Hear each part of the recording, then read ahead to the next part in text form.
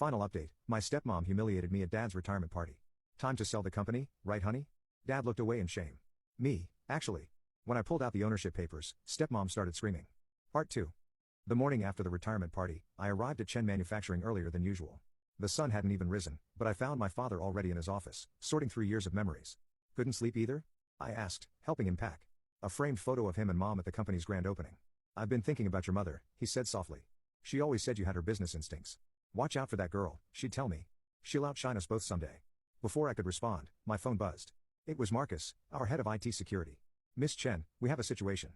There are multiple attempts to access our servers from unauthorized locations, and you need to see this. Within minutes, I was staring at my computer screen in disbelief. Someone had leaked confidential company emails to our biggest competitors. But these weren't just any emails, they were carefully selected to make it look like Chen Manufacturing had been engaging in corporate espionage. Diana, I muttered. She's trying to trigger an industry investigation. That's not all, Marcus said grimly. She's also leaked evidence suggesting your takeover was illegal. The press is already picking up the story. Right on cue, my phone exploded with notifications. Tech harassment and hostile takeover scandal, read one headline. Family drama threatens industry giant, declared another. Dad, lip-stricken, said, I'm so sorry. If I hadn't brought Diana into our lives, no, Dad, I cut him off. This isn't your fault. But I know whose fault it is. I pressed the intercom. Janet, call an emergency board meeting and get me Victoria Chen on the line. Your cousin? The federal prosecutor? Dad asked, surprised. I smiled grimly. Diana wanted to play dirty. Time to show her what that really means. The next few hours were chaos. Diana had gone on a morning news show, playing the part of the concerned wife perfectly. I just want to protect my husband's legacy, she said tearfully. Alexander's hostile takeover has devastated him, and now with these allegations of corporate espionage. But Diana had made one crucial mistake. In her rush to destroy me, she'd used a stolen USB drive to access company files, leaving a clear digital trail. Got her. Marcus announced triumphantly. Every unauthorized access, every leaked document, it all traces back to her brother's IP address. He grinned. We found something else, emails between Diana and our biggest competitor, dating back months before she married your father. The pieces clicked into place.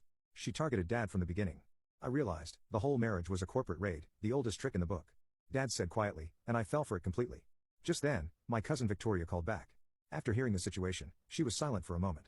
You know, she said finally, we've been investigating Diana's brother's firm for months, tax fraud, money laundering, but we could never prove where the money was coming from. This could be exactly what we need. Do it, I said firmly. The next day, as Diana was preparing for another TV interview to slander me, federal agents raided her brother's office.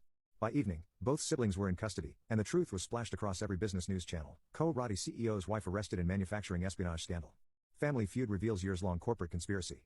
Young CEO saves family company from hidden takeover. But the real satisfaction came when we found Diana's prenuptial violation clause was just the tip of the iceberg. The federal investigation revealed offshore accounts, shell companies, and a pattern of targeting wealthy business owners for marriage scams. 7 other victims, Victoria told me, all